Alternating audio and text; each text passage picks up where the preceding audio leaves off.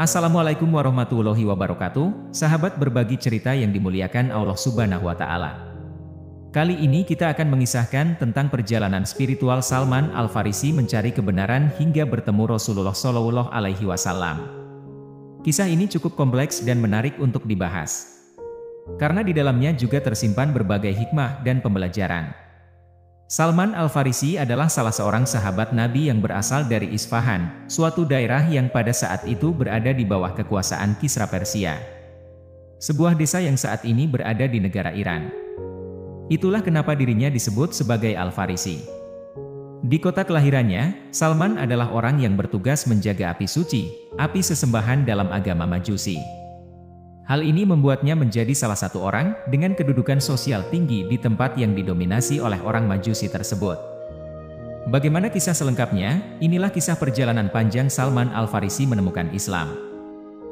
Sahabat berbagi cerita yang dimuliakan Allah. Riwayat perjalanan spiritual Salman diceritakan oleh Abdullah bin Abbas. Salman berasal dari sebuah desa bernama Jayun di kota Isfahan, Persia atau Iran sekarang. Di sana, dia sudah mencapai puncak hierarki spiritual dengan menjadi penjaga api. Suatu hari, sang ayah meminta Salman berangkat ke kebun. Di tengah perjalanan, dia melewati sebuah gereja Nasrani. Dia kaget dengan itu. Sebab, selama hidupnya, Salman selalu dibatasi dari dunia luar. Rasa penasaran membuat Salman masuk ke dalam gereja tersebut dan melihat umat Nasrani beribadah. Salman mengagumi cara orang Nasrani beribadah dan tertarik masuk ke agama tersebut. Salman memang memiliki pemikiran yang terbuka dan bebas dari taklid buta. Dia berada di gereja tersebut sampai matahari terbenam. Dia tidak jadi ke kebun seperti yang diperintahkan sang ayah. Hingga pada akhirnya, diutus seseorang untuk menyusul Salman. Salman lalu menceritakan hal tersebut kepada sang ayah. Namun, sang ayah menegaskan Majusi merupakan agama nenek moyangnya yang lebih baik. Tapi Salman tetap kukuh menganggap Nasrani lebih baik dari Majusi. Pendirian Salman itu berbuah hukuman. Kedua kakinya dirantai dan dipenjara di dalam rumah. Tapi Salman tak menyurutkan langkahnya. Dia tetap melanjutkan pencarian kebenaran. Dia lalu mengirim pesan kepada kaum Nasrani dan meminta kabar jika pedagang Nasrani datang dari Syam. Dia juga meminta orang Nasrani untuk mengabarinya jika kapal rombongan dari Syam kembali ke Persia.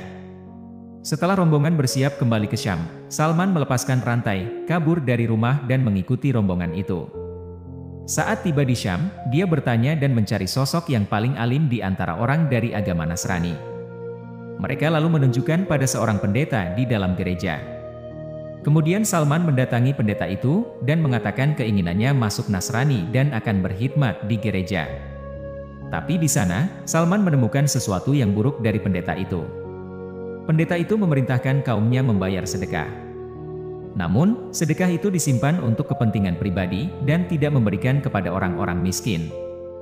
Dan Salman pun membenci perbuatan itu. Hingga pendeta itu meninggal, dia membuka keburukannya kepada kaumnya, dan menunjukkan harta simpanan berupa 7 guci emas dan perak yang disembunyikan sang pendeta. Tapi sebelum pendeta itu meninggal, Salman sudah terlebih dahulu meminta nasihat terkait sosok yang harus diikuti jika pendeta itu tiada. Sang pendeta lalu menunjuk seorang laki-laki di Musil, kota besar di barat laut Irak. Salman lalu mendatangi laki-laki itu, yang merupakan penganut Nasrani yang taat.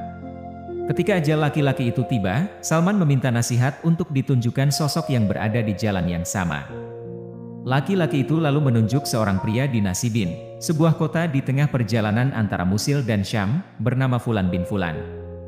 Hal serupa kembali terjadi. Sebelum meninggal, pria itu mewasiatkan untuk bergabung dengan seseorang di Amuriyah, sebuah kota yang merupakan bagian dari wilayah timur Kekaisaran Romawi. Salman bekerja pada orang itu dan mendapatkan beberapa ekor sapi dan seekor kambing. Ketika menjelang kematian menjemput pria itu, Salman pun meminta wasiat. Namun kali ini jawabannya berbeda dari yang sebelumnya. "Wahai anakku, saya tidak mengenal seorang pun yang berpegang pada perkara agama yang sama dengan kita. Namun, seorang nabi akan datang pada masa kehidupanmu, dan nabi ini berada pada agama yang sama dengan agama Ibrahim," kata laki-laki itu. Laki-laki itu menggambarkan Nabi Muhammad SAW sebagai sosok yang akan diutus dengan agama yang sama dengan agama Ibrahim. Dia akan datang dari negeri Arab, dan akan hijrah ke wilayah antara dua wilayah yang dipenuhi oleh batu-batu hitam yang seolah terbakar api. Ada pohon-pohon kurma tersebar di tengah-tengah kedua tanah ini. Dia dapat dikenali dengan tanda-tanda tertentu. Dia akan menerima dan makan dari makanan yang diberikan sebagai hadiah, tetapi tidak akan makan dari sedekah. Stempel kenabian akan berada di antara pundaknya. Jika engkau dapat pindah ke negeri itu, maka lakukanlah, kata laki-laki tersebut. Suatu hari, Salman meminta pedagang Bani Kalb untuk membawanya ke negeri Arab. Sebagai gantinya, Salman akan memberikan sapi-sapi dan kambing yang dia miliki. Tapi saat mendekati Wadi Al-Quro dekat dengan Madinah, mereka menjual Salman sebagai budak kepada seorang Yahudi. Suatu hari, sepupu majikan Salman dari suku Yahudi Bani Quraizah di Madinah, datang berkunjung dan membeli Salman. Dia lantas membawa Salman ke Madinah. Di sana, dia mendapati Rasulullah Shallallahu Alaihi Wasallam hijrah ke Madinah. Kala itu, Salman tengah berada di atas pohon kurma di puncak salah satu rumpun kurman melakukan beberapa pekerjaan. Saudara sepupu majikan Salman datang dan berdiri di hadapan majikan Salman. Sepupu itu berkata, "Celaka Bani Kilah." Mereka berkumpul di Kuba di sekitar seorang laki-laki yang datang hari ini dari Mekah mengatakan dirinya sebagai seorang nabi. Salman bergetar mendengar kabar tersebut sampai khawatir akan jatuh menimpa sang majikan. Dia turun dan berkata, "Apa yang engkau katakan? Apa yang engkau katakan?" Majikan Salman lantas marah dan memukulnya dengan pukulan yang kuat seraya berkata, "Apa urusanmu mengenai ini? Pergi dan kerjakanlah pekerjaanmu." Pada malam itulah, Salman pergi menemui Rasulullah Shallallahu Alaihi Wasallam saat berada di Kuba. Saat bertemu, Salman memberikan apa yang dia simpan sebagai sedekah.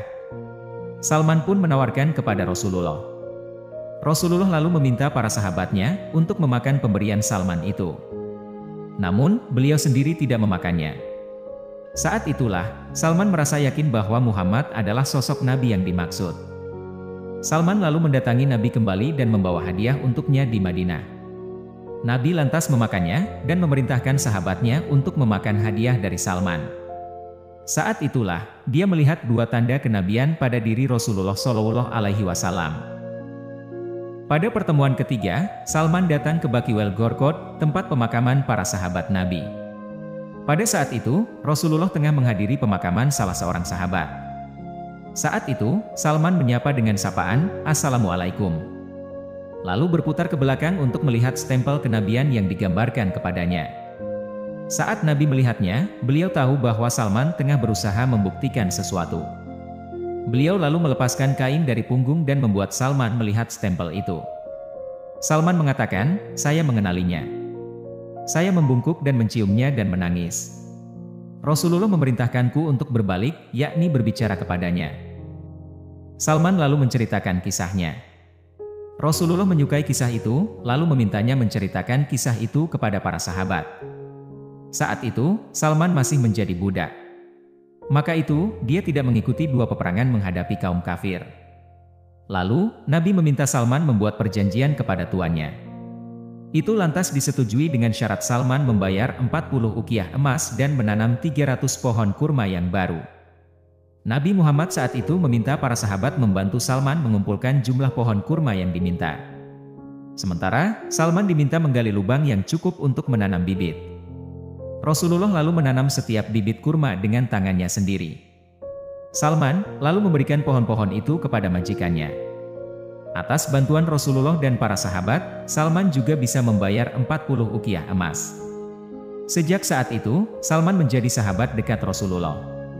Salman sudah merdeka. Itu kebahagiaan yang sudah memuncak. Dia tidak ada keluarga. Puncaknya Rasulullah Shallallahu Alaihi Wasallam mengatakan, "Engkau memang tidak punya keluarga Salman, maka akulah keluargamu." Salman sangat gembira mendapati kenyataan dia diterima, jauh melebihi apa yang dicita-citakannya. Yang awalnya hanya ingin bertemu dan berguru, kemudian menjadi anugerah pengakuan sebagai muslim di tengah-tengah kaum muhajirin dan kaum ansor yang disatukan sebagai saudara. Sahabat berbagi cerita yang dimuliakan Allah. Demikianlah kisah perjalanan Salman Al-Farisi mencari hidayah Islam, seorang sahabat yang mencari jati diri. Kesulitan demi kesulitan dialaminya demi mendapatkan kebenaran. Begitulah jiwa yang Allah Subhanahu wa Ta'ala telah kehendaki menerima cahaya hidayah.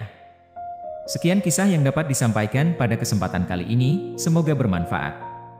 Mohon maaf apabila ada kesalahan. Yang benar datangnya dari Allah, dan apabila ada salah itu datangnya dari saya pribadi sebagai manusia biasa. Sampai jumpa kembali di lain kesempatan, saya akhiri. Wassalamualaikum warahmatullahi wabarakatuh.